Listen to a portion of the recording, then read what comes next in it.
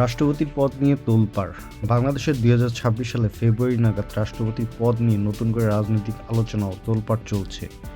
বিশেষ করে নতুন সরকার গঠনের পর বিদায়ী রাষ্ট্রপতি মোহাম্মদ শাহাবুদ্দিনের পদত্যাগ ও নতুন রাষ্ট্রপতি নির্বাচনের প্রতিক্রিয়া নিয়ে সংবিধানের ১২৩ অনুচ্ছেদ অনুযায়ী আলোচনা চলছে। সংবিধানের নতুন রাষ্ট্রপতি নির্বাচন না হওয়া পর্যন্ত বর্তমান রাষ্ট্রপতির দায়িত্ব চালিয়ে যাওয়ার বিধান রয়েছে।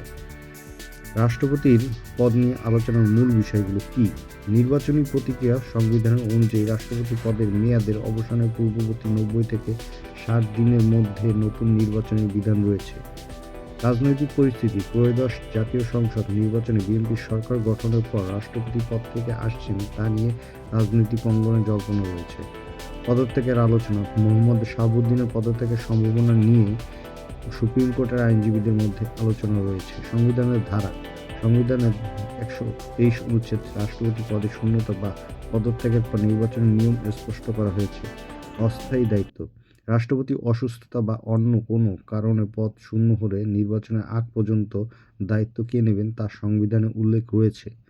এই মুহূর্তে রাজনৈতিক স্থিতিশীলতার স্বার্থে রাষ্ট্রপতির পদটি অত্যন্ত গুরুত্বপূর্ণ বলে গণ্য করা হয়েছে।